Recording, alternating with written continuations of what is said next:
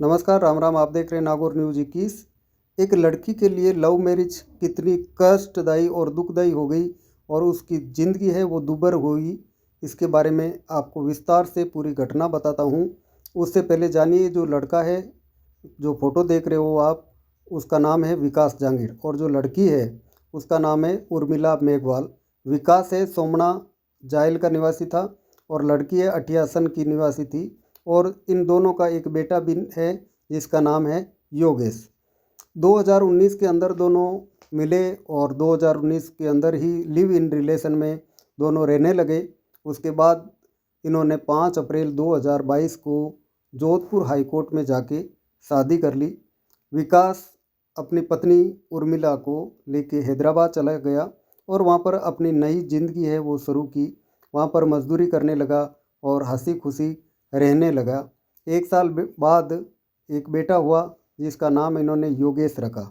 लेकिन कहते हैं ना कि ऊपर वाले को मंजूर कुछ और ही था।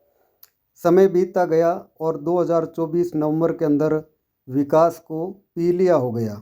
ऐसे में विकास बीमार रहने लगा तो सोचा कि अपनी पत्नी और बेटे को लेके मैं गांव चला जाऊं और वहीं पर इलाज करा लूँगा।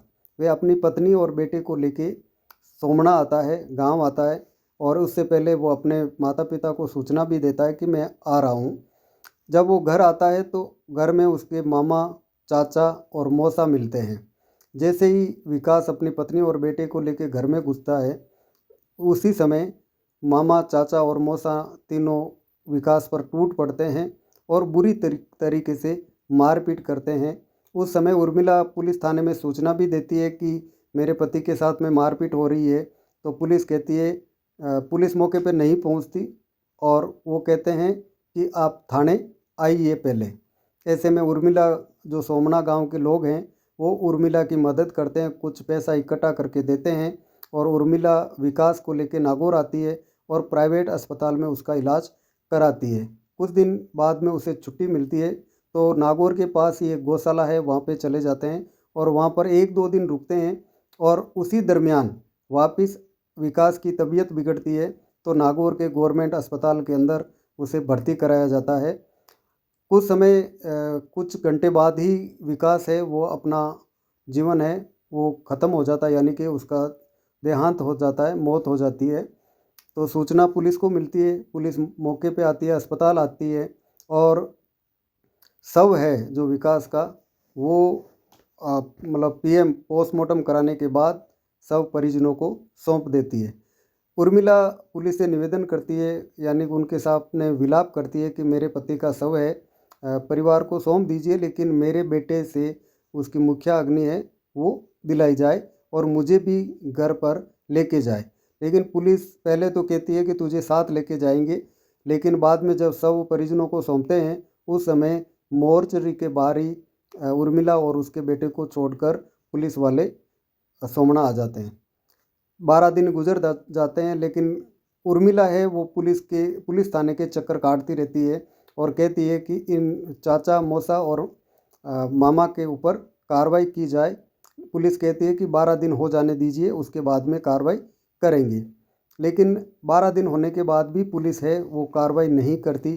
ऐसे में दर दर की ठोकरें खाने के लिए मजबूर है उर्मिला मेघवाल, और कभी एसपी ऑफिस जाती है, कभी थाने में जाती है और कभी जाइल है वहाँ डिप्टी के पास में जाती है।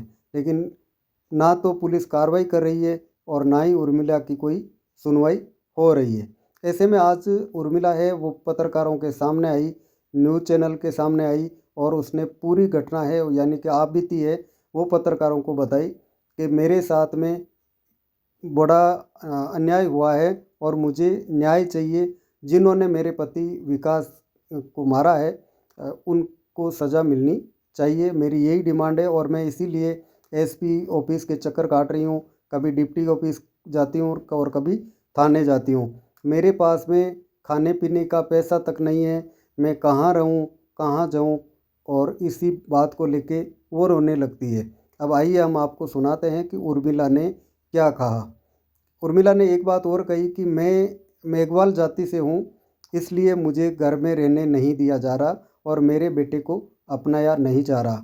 आपको बता दूं कि विकास है वो अपने बाप का इकलौता बेटा है और इसके 2 बहनें भी हैं, लेकिन परिवार में उर्मिला की एंट्री है उस पर रोक लगी है परिवार की तरफ से। लेकिन विकास ने जोधपुर हाई कोर्ट में शादी की है और परिवार उस समय राजी भी था, लेकिन उर्मिला ने बताया कि चाचा और मामा और मौसा के कहने में बहकावे में आने के बाद मेरे जो ससुर और सास है वो उनकी बातों में आने से मेरा विरोध कर रहे हैं, मुझे घर में एंट्री नहीं दे रहे हैं। सुनिए उर्मिला ने क्या कहा। बोला तुम एक बार समाज की नीचे जाति की लड़की को घर पे क्यों लेकर आया? यहाँ तक कि हमारे 3 साल पहले हमारी शादी हो गई, हमारा बच्चा भी हो गया। उन सबको पता भी था, हमारी शादी से पहले भी हमारे जैसे बात चल रही थी, 6 साल पहले हम रिलेशन में भी थे, तो घर वालों को सब पता था।